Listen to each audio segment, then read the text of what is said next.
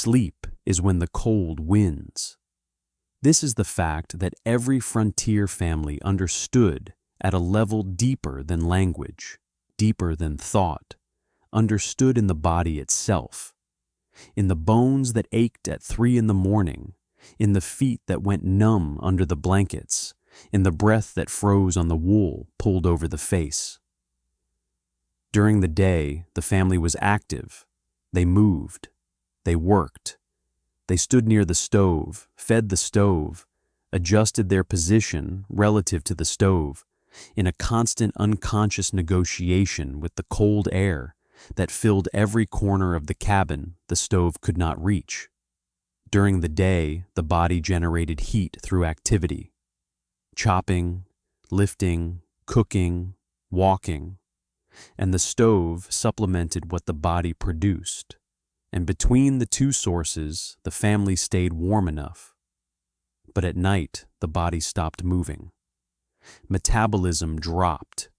Heat production fell by 30 to 40%, and the person lay still, horizontal, motionless, wrapped in blankets on a bed or pallet. For 8 hours while the stove burned down, the cabin cooled, and the cold air settled into the lowest part of the room where the sleeper lay. The blankets helped. Wool blankets, layered 3 or 4 deep, trapped the body's diminished heat output and created a microclimate of warmth around the torso and legs. But blankets have limits. They insulate, they do not heat. If the body's heat production during sleep is insufficient to maintain the microclimate against the rate of heat loss through the blankets to the surrounding cold air, the sleeper cools, and the cooling is progressive. First the extremities, feet, hands, nose, ears, then the limbs, then the core, until the sleeper wakes shivering, pulls the blankets tighter, curls into a ball to reduce surface area, and lies rigid and miserable until dawn. The critical variable was not the quality of the blankets or the temperature of the stove. It was the volume of cold air surrounding the sleeper. A person sleeping in an open room, even a well-heated room, was exposed to the entire volume of cabin air, which cooled progressively through the night as the stove burned down. In a cabin measuring 14 by 16 feet with 8-foot ceilings, the air volume was approximately 1,800 cubic feet. The stove heated this entire volume during the evening, but after the fire died, the 1,800 cubic feet of air cooled at a rate determined by the cabin's insulation and the outdoor temperature. The sleeper's blankets had to maintain body temperature against the cooling of 1,800 cubic feet of air. A losing battle on any night when the outdoor temperature dropped below 0 and the cabin air reached the 30s by dawn. Now consider a different geometry. Instead of sleeping in 1,800 cubic feet of cooling air, imagine sleeping in a box, an enclosed space, roughly 6 feet long, 3 feet wide, and 3 feet tall, with solid wood walls on 5 sides and a curtain or panel on the 6th. The air volume inside the box is approximately 54 cubic feet, 3% of the cabin's total volume. The sleeper's body, producing approximately 250 BTUs per hour during sleep, has to maintain temperature against only 54 cubic feet of air rather than 1,800. The heat loss through the wooden walls of the box is slow. Wood is a poor conductor, and the air inside the box warms quickly from body heat alone, reaching a stable temperature of approximately 65 to 70 degrees within 30 minutes of the sleeper entering and closing the panel, regardless of the cabin temperature outside the box. The sleeper is insulated from the cabin air by the wooden walls of the box, and the cabin air, whether it is 60 degrees or 30 degrees, has no direct effect on the temperature inside the sleeping enclosure. This was the box bed, and Peter Van Horn built one. Peter had arrived in the rolling prairie of central Iowa in the spring of 1886, traveling west from a brief stay in Grand Rapids, Michigan, with his wife Annika and their 3 children, Willem, who was 14, Grietje, who was 11, and little Joost, who was 6. Peter was 42 years old, a broad, quiet man with a wide, flat face weathered red from decades of North Sea wind, pale blue eyes that seemed permanently narrowed against glare, thick sandy hair going gray at the temples, a drooping blonde mustache, and the hands of a woodworker, large, precise, and perpetually nicked with the small cuts that were the signatures of a life spent with chisels and planes. In the village of Hindelopen, in the province of Friesland in the northern Netherlands, Peter had been a timmerman, a carpenter, a builder of houses and furniture and boats, trained in the Frisian tradition of woodwork that valued tight joinery, practical design, and the understanding that wood was not merely a material, but a living substance that expanded, contracted, breathed, and responded to the environment in ways that the builder must anticipate and accommodate. The Frisians had been building box beds, Bedsteden, for centuries. The bedstead was not a piece of furniture. It was a room within a room, a sleeping compartment built into the wall of the house, enclosed on all sides by wooden panels, with a curtained or paneled opening on one face that could be closed at night to seal the sleeper inside. The bedstead was typically raised 2 to 3 feet above the floor, both to escape the coldest air layer at floor level and to create storage space beneath, and was sized to accommodate 2 adults sleeping on their sides in the curled position that the Dutch called the spoon, which minimized the air volume inside the box and maximized the shared body heat between the sleepers.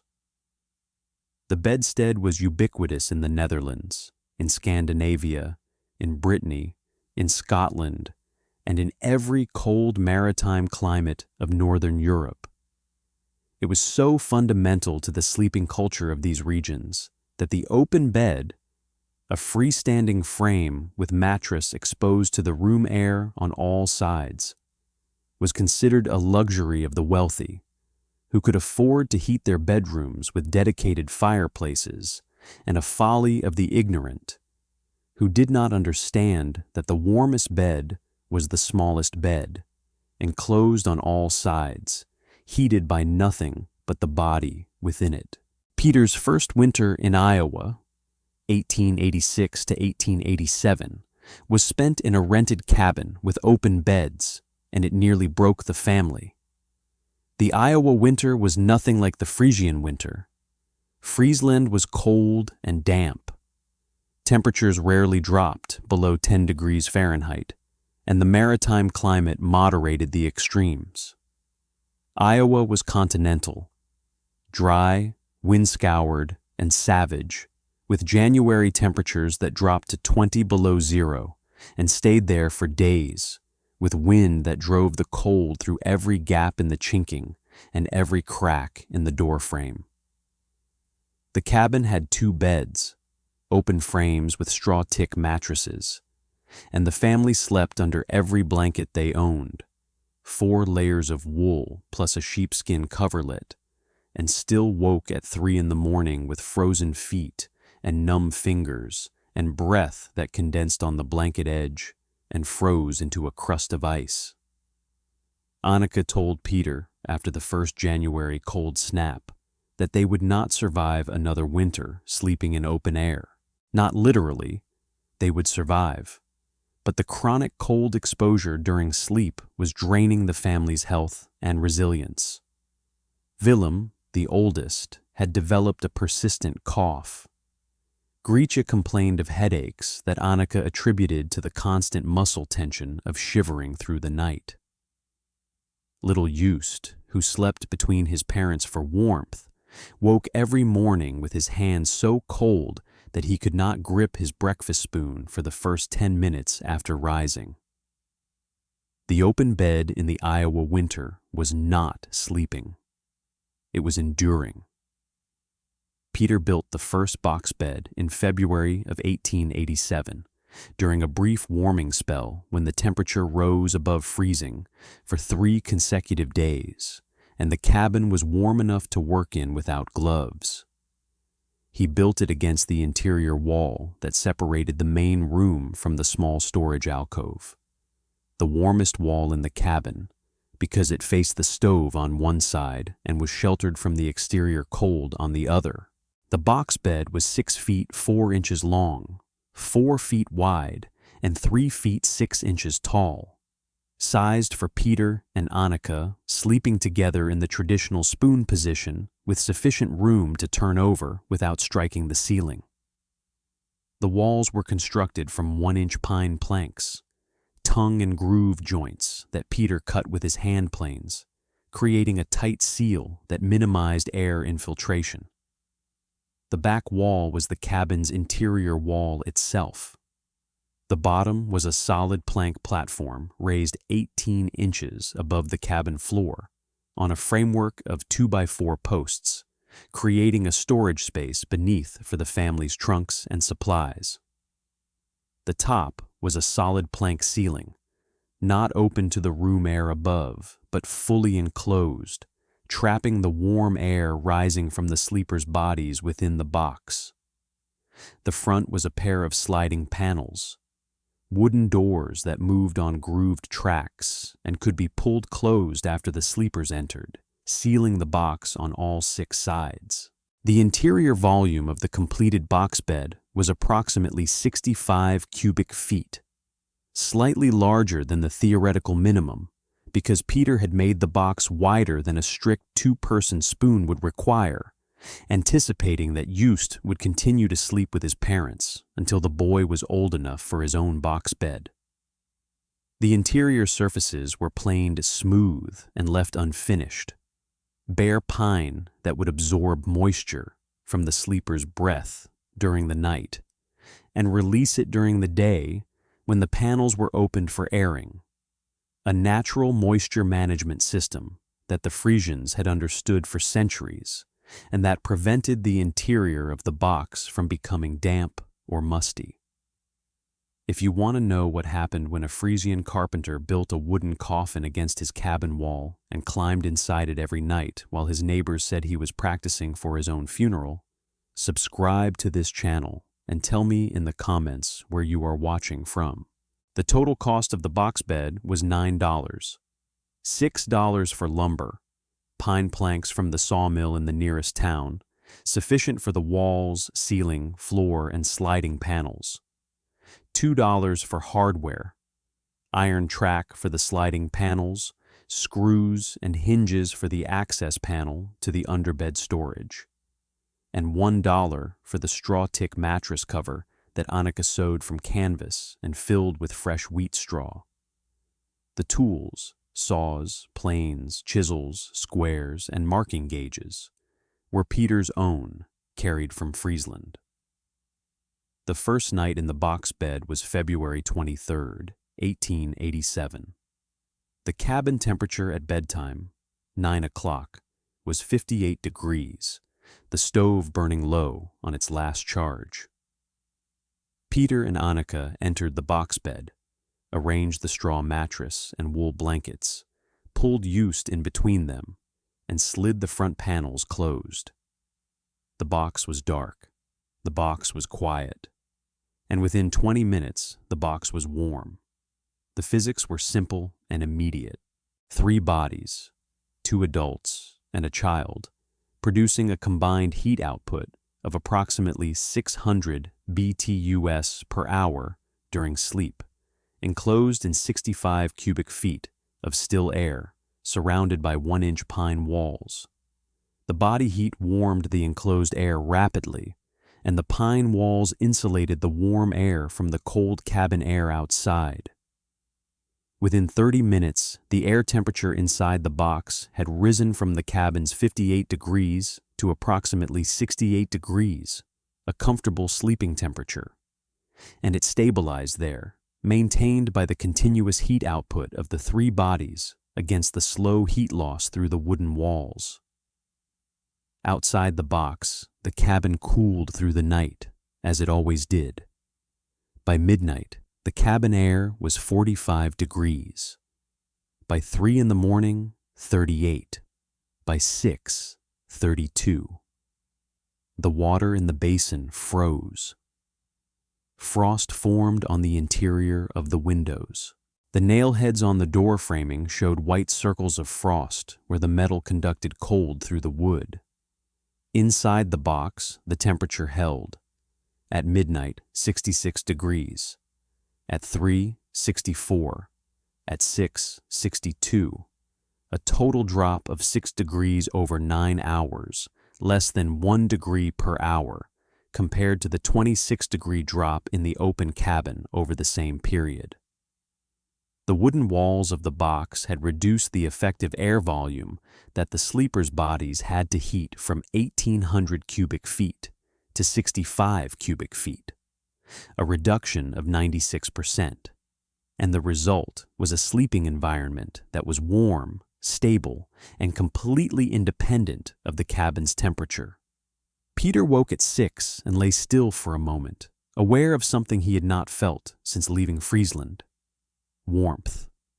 Not the partial warmth of blankets over a cold body in cold air, but the total warmth of a warm body in warm air in a warm enclosure. His feet were warm. His hands were warm. His face, the part of the body that blankets could not protect in an open bed, was warm because the air inside the box was 62 degrees rather than the 32 degrees that would have surrounded his face in the open cabin.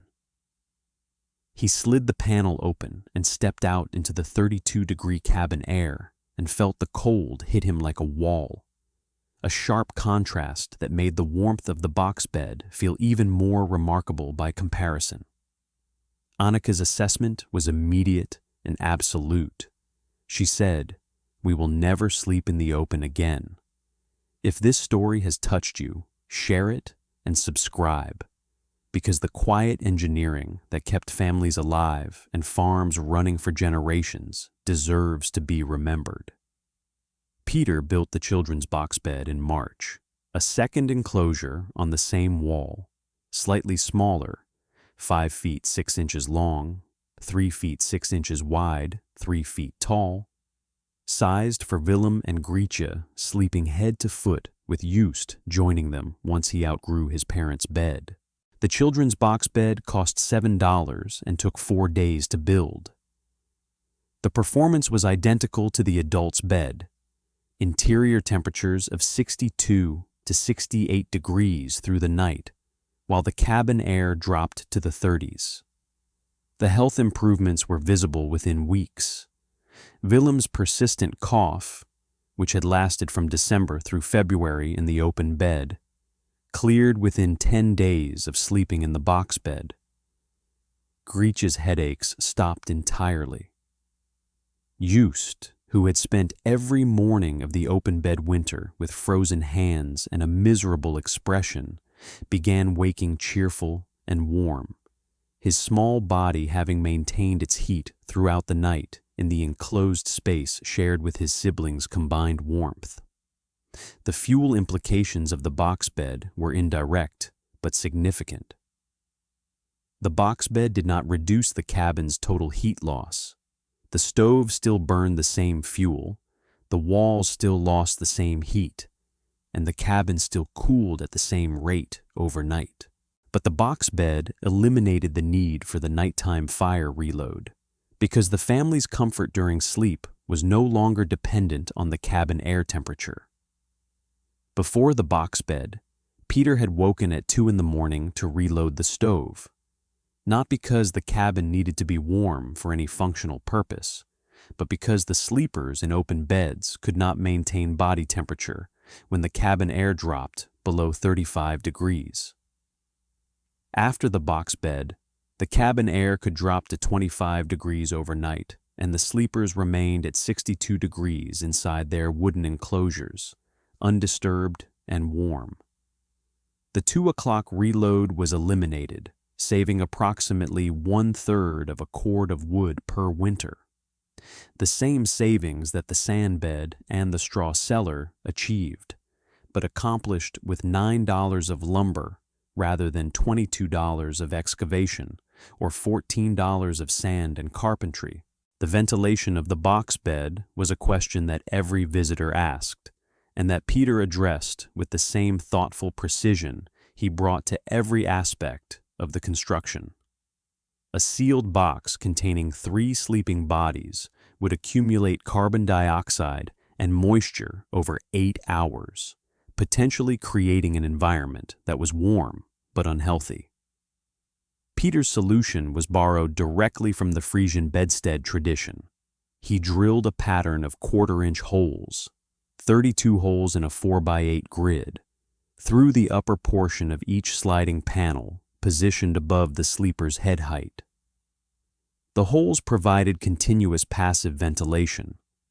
Warm, moist air rising from the sleeper's bodies exited through the upper holes by convection, and cooler, drier air from the cabin entered through the lower holes to replace it.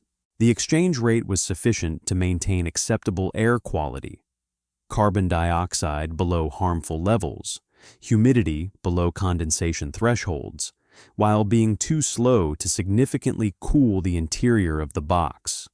The temperature penalty of the ventilation holes was approximately 2 degrees. The box bed maintained 62 degrees with holes versus 64 degrees without, a negligible cost for the health benefit. The neighbor who discovered the box bed first was Tom Sutter, a Missouri-born farmer who occupied the adjacent quarter section and who visited Peter's cabin in March 1887 to borrow a crosscut saw. Sutter noticed the box bed against the wall and asked what it was. Peter opened the sliding panels and showed him the interior: the straw mattress, the wool blankets, the smooth pine walls, the ventilation holes, the storage space beneath. Sutter looked at it for a long time and said it looked like a coffin. Peter said it slept like a cloud. Sutter was skeptical but curious. He asked how warm it was inside. Peter said 62 degrees at dawn when the cabin was 32. Sutter did not believe him. Peter offered a demonstration. Sleep in it for 1 night. Sutter declined. The idea of sleeping in a closed wooden box against a wall was sufficiently alien to his Missouri-raised sensibilities that he could not bring himself to try it despite his curiosity. He went home to his open bed and his 2 o'clock fire feeding and his frozen feet at dawn. Sutter's wife, Hattie, made the decision. She visited Annika in April 1887, and the conversation turned to winter sleeping, and Annika described the box bed's performance with the quiet authority of a woman who had spent 1 winter shivering in an open bed and 1 month sleeping warm in a closed one. Hattie asked if Peter would build a box bed for them. Peter quoted the price, $9 for materials. He would donate his labor as a neighbor. And Hattie told Tom that evening that the box bed would be built before the next winter, or Tom could sleep in the barn. Peter built the Sutter's box bed in September 1887. The design was identical to his own: 6 feet 4 inches by 4 feet by 3 feet 6 inches, pine plank construction, sliding panels, ventilation holes, raised 18 inches on posts with storage beneath. Sutter crawled into the completed box bed on the first cold night of October, October 14th, when the temperature dropped to 28 degrees, and emerged the next morning with an expression that Peter described as the look of a man who had discovered fire. Sutter's feet had been warm all night. His face had been warm. He had not woken at 2. He had slept, actually slept, the deep, restful sleep of a warm body in a warm space, for the first time since arriving in Iowa. By the winter of 1890, Peter had built 11 box beds across the settlement, 6 adult beds and 5 children's beds, serving 7 families. The cost ranged from $7 to $12 per bed, depending on size and lumber quality.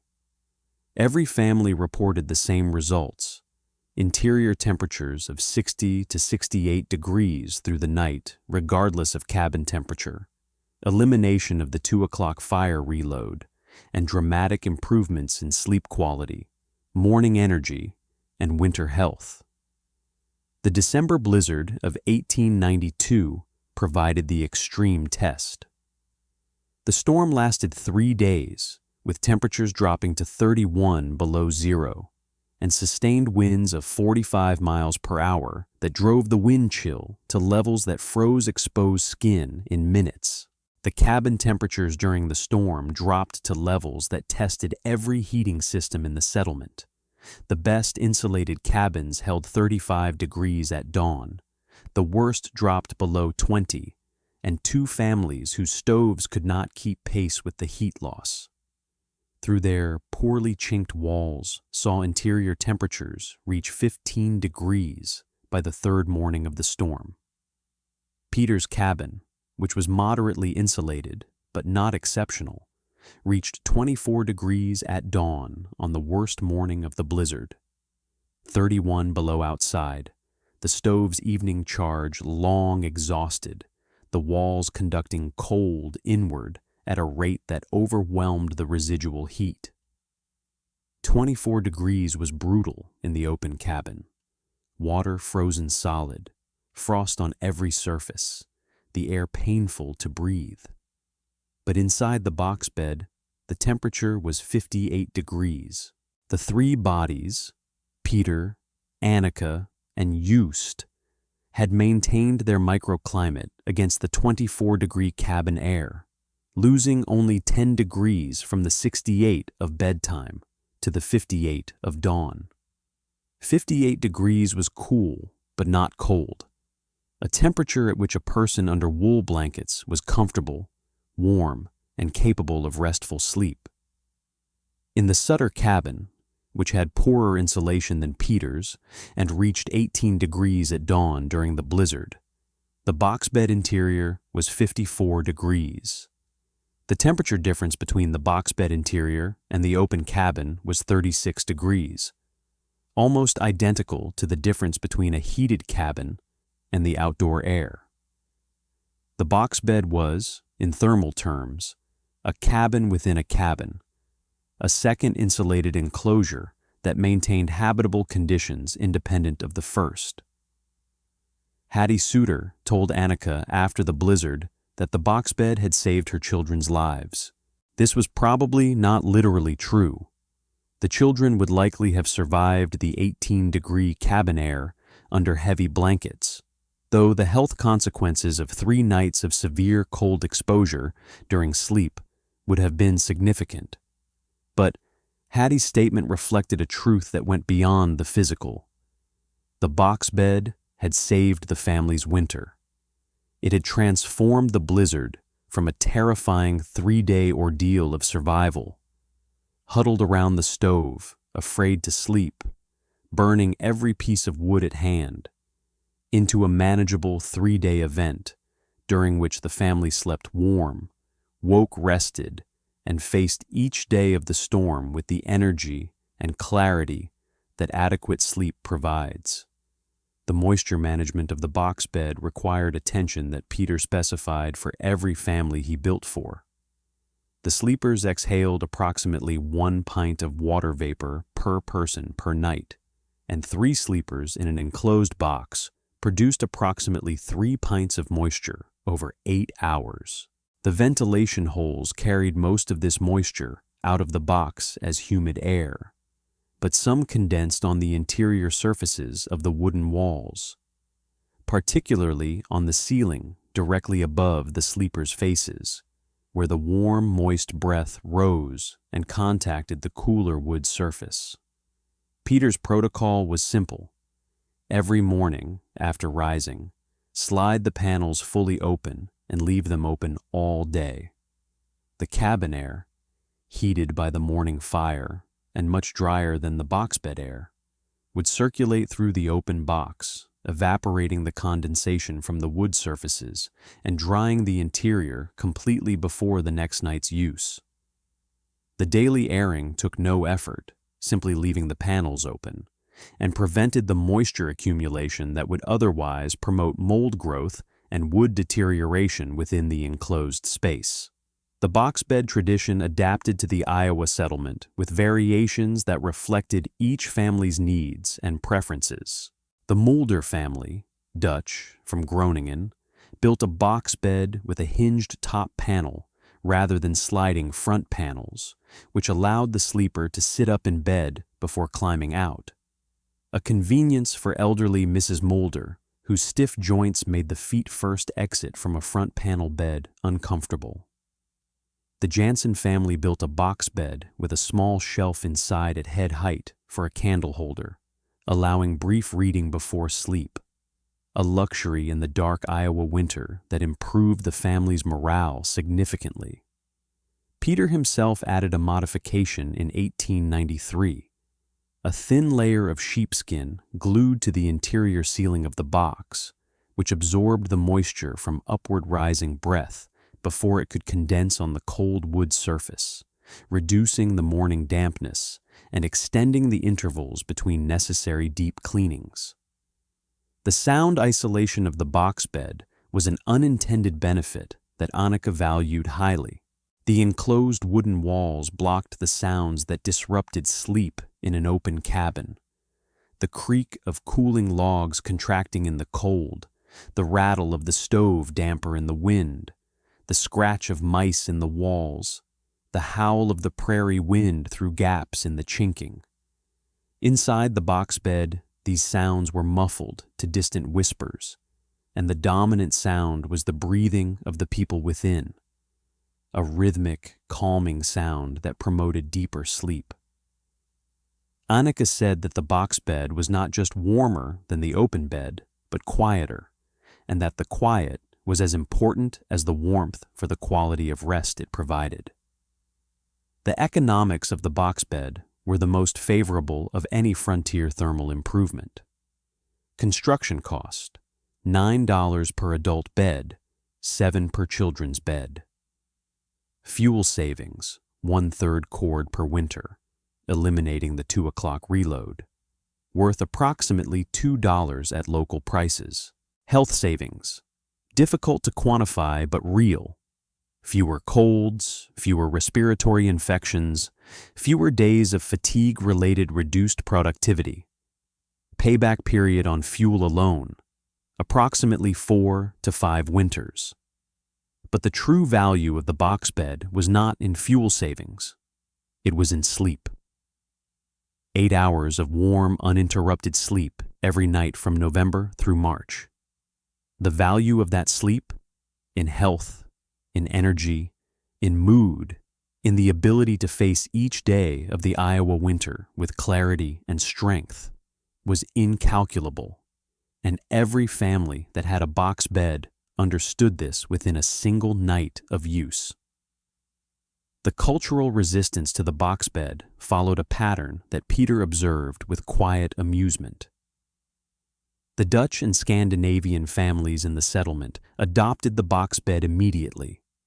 They had grown up sleeping in Bedstede and recognized Peter's construction as a familiar and obvious solution. The American-born families, Sutter, and later the Creightons and the Bradshaws, resisted initially, put off by the visual resemblance to a coffin, the claustrophobic implications of sleeping in an enclosed box, and the general unfamiliarity of the concept. In every case, the resistance lasted exactly 1 winter. The first winter that the American family saw their Dutch neighbors emerging, rested and healthy in March, while they themselves stumbled out of bed exhausted and sick, and was followed by a request to Peter for a box bed of their own.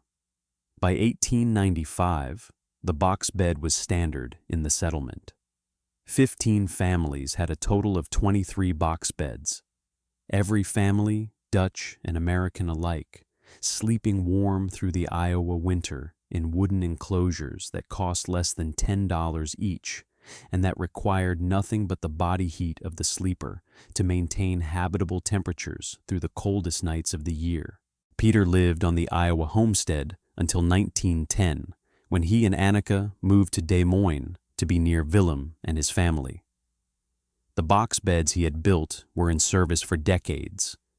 The pine construction, maintained by daily airing and annual oiling, showed no structural deterioration after 20 years of nightly use.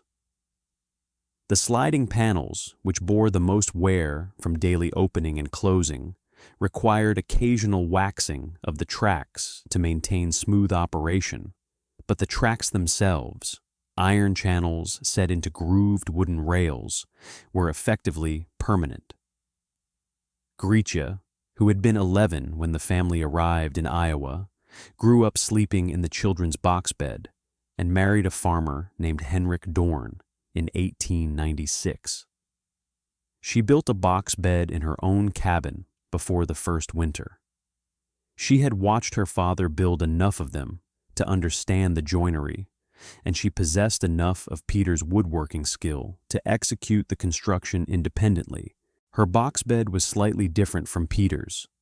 She added a narrow window in the upper portion of one sliding panel, covered with a thin pane of glass that allowed a small amount of cabin light to enter the box during the evening, while maintaining the thermal seal.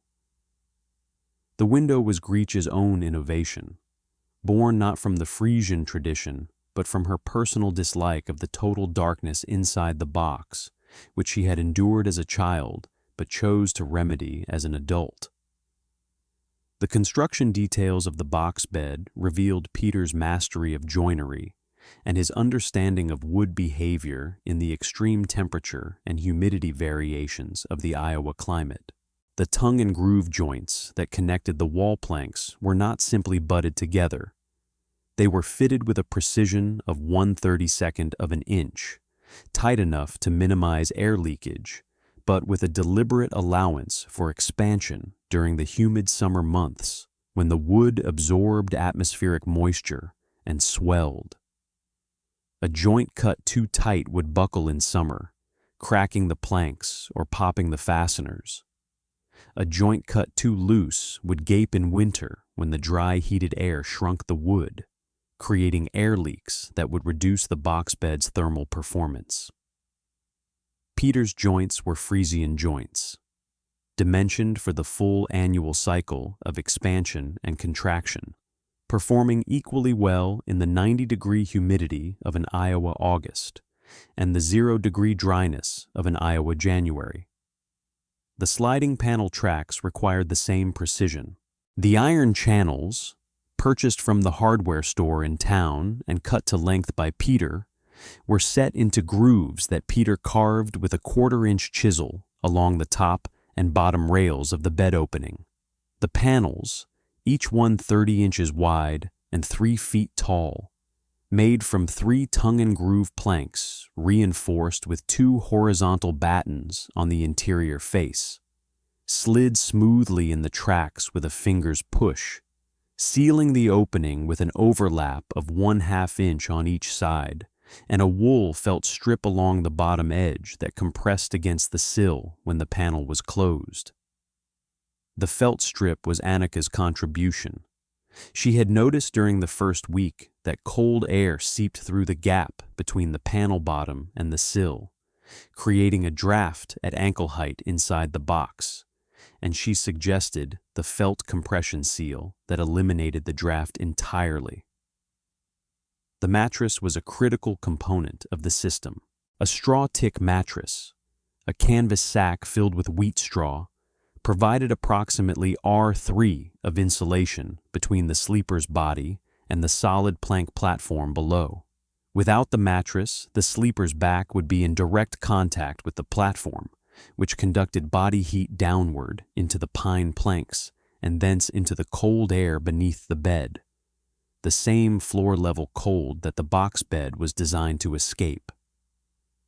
The straw filling also served as a moisture buffer, absorbing perspiration from the sleeper's body during the night and releasing it during the daily airing, preventing the accumulation of dampness in the mattress that would reduce its insulation value and promote mold growth. Peter recommended replacing the straw filling annually at harvest time in September, when fresh wheat straw was abundant and the old filling could be composted. Fresh straw was fluffier and more resilient than year-old straw, which had compressed under the sleeper's weight into a thin, dense mat with reduced insulation value. The annual replacement took 20 minutes. Untie the canvas cover, dump the old straw, refill with fresh, retie, and was performed by Annika as part of the autumn preparation ritual that included airing the wool blankets, inspecting the box bed for moisture damage, and waxing the sliding panel tracks. The placement of the box bed within the cabin followed principles that Peter explained to each family with the patience of a craftsman who understood that the details mattered. The bed should be built against an interior wall, never an exterior wall. The interior wall was warmer because it faced the heated cabin on both sides, while an exterior wall conducted cold from the outside air into the box bed's back panel, reducing the interior temperature by 5 to 8 degrees and creating a cold spot that the sleeper's body could feel through the mattress. If no interior wall was available, the box bed should be built against the wall closest to the stove, the warmest exterior wall, with an air gap of at least 2 inches between the bed's back panel and the cabin wall, creating a dead air buffer that reduced the conducted heat loss. The height of the bed, 18 inches above the floor, was not arbitrary. The coldest air in any room stratifies at floor level, where it pools in a layer approximately 12 to 18 inches deep. By raising the box bed above this cold layer, Peter ensured that the air surrounding the bed was several degrees warmer than the floor-level air, a small advantage that compounded with the enclosure effect to produce interior temperatures 2 to 3 degrees warmer than a floor-level box bed would achieve. The 18-inch height also placed the bed opening at a comfortable entry height. The sleeper could sit on the edge of the bed, swing their legs inside, and lie down without the awkward climbing that a higher bed would require or the knee bending that a lower bed would demand. The storage space beneath the raised bed, approximately 40 cubic feet, was a significant practical benefit in cabins where space was precious. The Frisian bedstead traditionally used this underbed space for storing linens, clothing, and household goods, and Peter followed the tradition, fitting the space with a removable front panel that allowed access to the storage area from the cabin side. The families used the storage for winter clothing, extra blankets, preserved food, and the miscellaneous supplies that accumulated in every frontier household, items that would otherwise occupy floor space or shelf space in the cramped cabin. The thermal performance of the box bed under various occupancy conditions demonstrated the importance of body heat as the primary heating source. A single adult sleeping alone in the box bed produced approximately 250 BTUs per hour, maintaining an interior temperature of approximately 58 to 60 degrees when the cabin air was 32 degrees, warm enough for a comfortable sleep under a wool blanket, but noticeably cooler than the 65 to 68 degrees achieved by 2 adults. 2 adults produced approximately 500 BTUs per hour, maintaining 65 to 68 degrees, the optimal range. 2 adults and a child produced approximately 650 BTUs, maintaining 68 to 70 degrees, almost too warm, requiring the sleepers to reduce their blanket layers or crack the panel slightly for additional ventilation. The box bed was, in effect, a body heat amplifier. It did not generate heat, but captured and concentrated the heat that the sleeping bodies produced, converting a marginal heat source, the human body at rest, into an effective heating system for a small enclosed space. The long-term durability of the box bed depended on the moisture management protocol that Peter insisted upon. A box bed that was left closed during the day, panels sealed, interior unventilated, would accumulate moisture from the previous night's occupancy, and within a week the interior surfaces would show condensation. Within a month, the wood would darken with moisture staining, and within a season, the first spots of mold would appear on the ceiling and upper walls where the warm, moist air had condensed and been unable to evaporate. Peter had seen improperly maintained bedsteaden in Friesland, musty, damp, unhealthy enclosures that gave the box bed a reputation for stuffiness and respiratory disease among people who did not understand that the problem was maintenance, not design. His protocol was non-negotiable: panels open at rising, panels open all day, panels closed only at bedtime. Every family he built for received this instruction, and every family followed it because the consequence of neglect was immediately apparent. A single day of closed panels in humid weather produced a noticeable mustiness that reinforced the importance of daily airing. The spring of 1891 brought a flood that tested the box bed's raised platform in an unexpected way. The Iowa River overflowed its banks following 3 days of heavy rain on saturated ground, and floodwater inundated the low-lying areas of the settlement with 6 to 12 inches of standing water. 3 cabins were affected. Water entered through the doors and spread across the floors, soaking everything at floor level. In the cabins with conventional beds on low frames, the mattresses were soaked, the blankets were ruined, and the bed frames absorbed water that promoted warping and rot for months afterward. In Peter's cabin, the floodwater rose to 8 inches, 6 inches below the bottom of the box bed platform, which sat 18 inches above the floor. The box bed was untouched. The mattress, blankets, and interior surfaces remained dry. The storage space beneath the bed was partially flooded, but the items stored there, clothing and linens in sealed trunks, survived without damage. The box bed had been designed for thermal performance, but its raised platform provided flood resilience as an unintended but valuable secondary benefit. The social function of the box bed evolved beyond its thermal purpose as the settlement adopted it widely. The box bed became a private space in a cabin that had no privacy. On the open frontier, families of 4 to 6 people lived in a single room, cooking, eating, working, and sleeping in the same space with no walls, no doors, and no separation between activities and individuals. The box bed, with its sliding panels, created the only enclosed private space in the cabin, a place where a person could be alone, could be quiet, could escape the constant presence of the family for the 8 hours of sleep and for brief periods during the day when solitude was needed. Annika used the box bed as a retreat during the afternoons when the children's noise became overwhelming. She would slide the panels closed and lie in the dark, warm silence for 20 minutes, emerging refreshed and patient.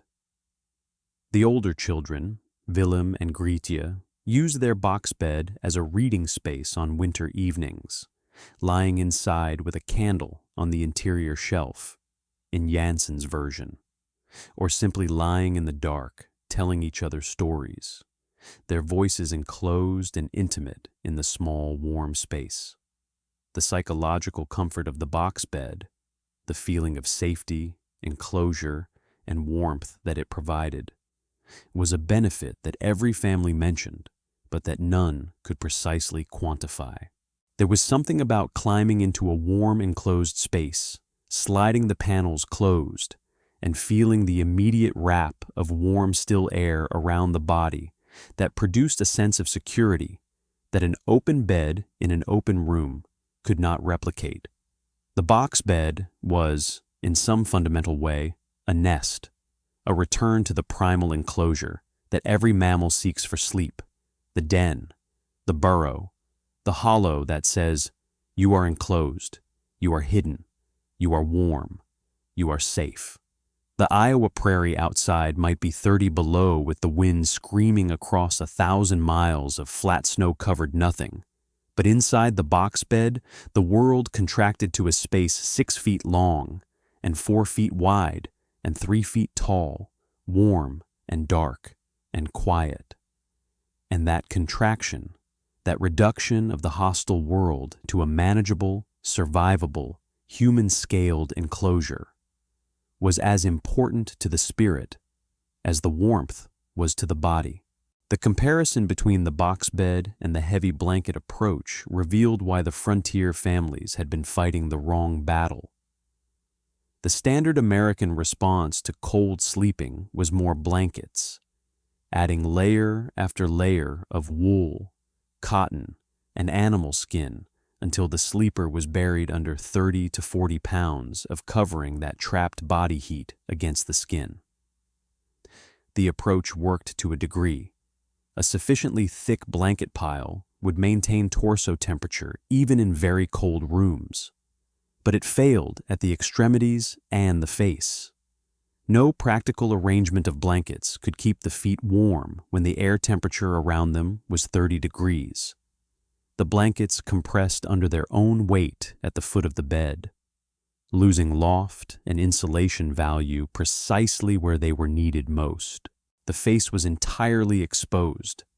No blanket could cover the face without suffocating the sleeper, and the cold air flowing over the face caused nasal congestion, sinus pain, and the frozen breath-on-blanket edge phenomenon that every frontier sleeper knew and despised.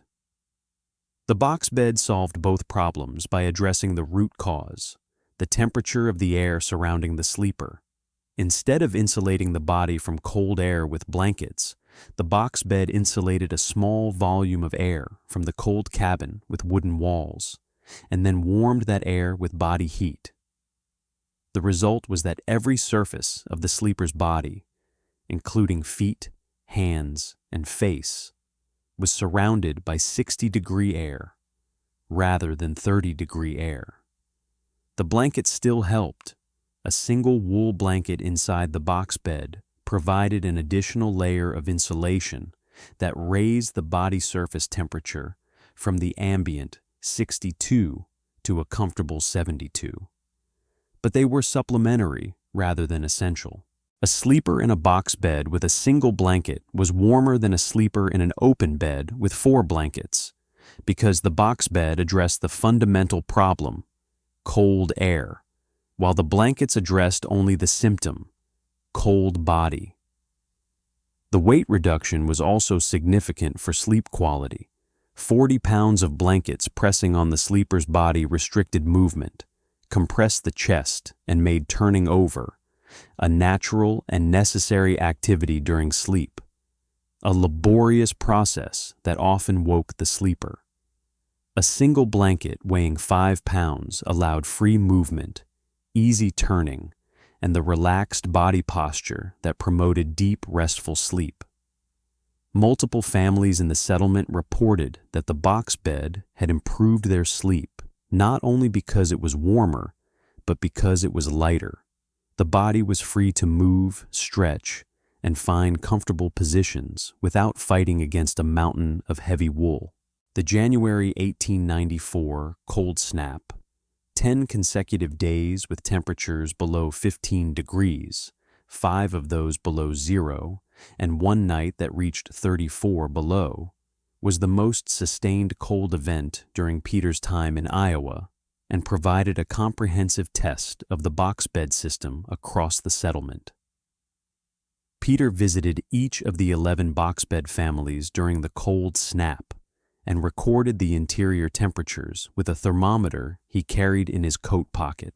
The readings ranged from 54 degrees, single occupant, small bed, cabin at 18 degrees, to 71 degrees, 3 occupants, adult bed, cabin at 28 degrees.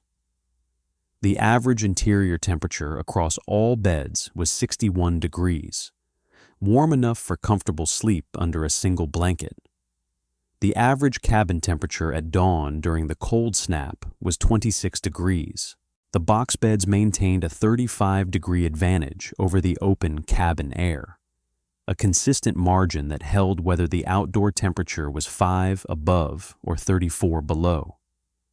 No family with a box bed woke during the night for any cold-related reason during the entire 10-day cold snap.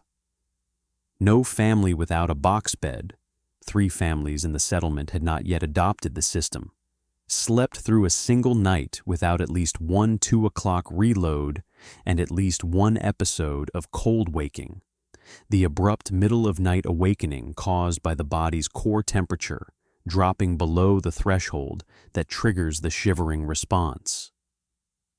The legacy of the box bed in the Iowa settlement persisted longer than any other Dutch tradition that the immigrant families brought from Friesland. The language faded within a generation.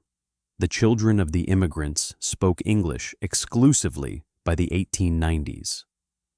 The food traditions blended with American fare. The clothing adapted to American styles, but the box bed endured because it was not a cultural artifact. It was a thermal technology that worked, and its performance was so dramatically superior to the open bed that no one who had experienced it was willing to return to sleeping in open air. As late as 1920, 33 years after Peter built the first box bed, families in the settlement were still sleeping in box beds, and new box beds were still being built for newlywed couples establishing their own households. The box bed had transcended its Dutch origins and become a local technology, as much a part of Iowa frontier life as the sod house or the root cellar or the windbreak. The warmth memory that the box bed created in the children who grew up sleeping in them was powerful and lasting.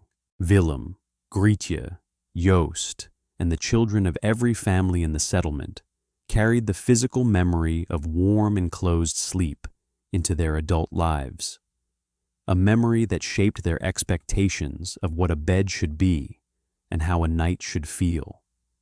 When they moved to towns and cities with central heating and open beds, they adapted. The heated bedroom approximated the box bed's thermal performance, though at much greater cost, and with none of the intimacy. But they never forgot the particular quality of warmth that the box bed provided, the close, still quiet warmth of a small enclosed space heated by nothing but the body within it, the warmth that said, "You are enough, your own heat is sufficient, you do not need fire or fuel or anything beyond yourself to be warm through the night."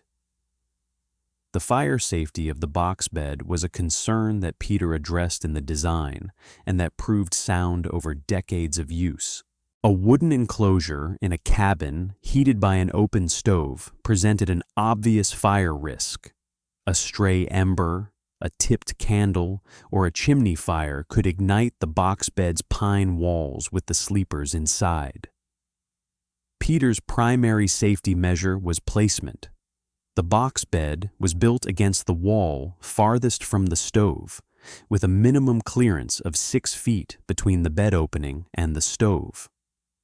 This distance ensured that sparks from the stove, which traveled at most 3 to 4 feet before losing energy and falling, could not reach the bed. The secondary measure was the sliding panels themselves. When closed, the panels sealed the bed interior from the cabin air, and any fire in the cabin would consume the oxygen in the room before it could penetrate the closed box. The sleepers would be awakened by the smell of smoke entering through the ventilation holes long before flames reached the bed, providing time to open the panels and evacuate. In 33 years of use across the settlement, no box bed was damaged by fire, and no sleeper was harmed. The evolution of the box bed across generations produced refinements that Peter had not anticipated, but that improved the design in small, practical ways. Henrik Dorn, Griech's husband, added a small hinged shelf on the interior side wall that folded flat when not in use, providing a surface for a water glass and a pocket watch. Tom Sutter's son, who built his own box bed in 1902, replaced the pine planks with walnut, harder, darker, and more resistant to moisture damage, though significantly more expensive. A family named Creighton, who had initially resisted the box bed as too foreign, eventually built the most elaborate version in the settlement. A double-width bed with a center divider that created two separate sleeping compartments within a single structure, each with its own sliding panel, allowing married couples to maintain shared warmth while having independent access and ventilation control.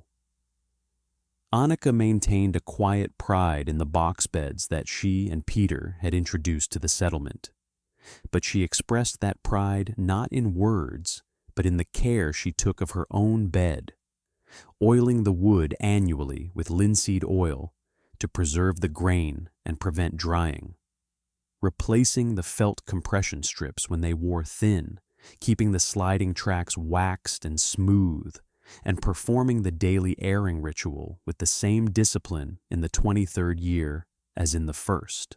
The box bed that Peter built in February 1887 was still in service when the family left for Des Moines in 1910. 23 years of nightly use, approximately 8,300 nights, without structural failure, without significant repair, without any degradation of thermal performance. The pine planks had darkened with age and oil to a rich amber color.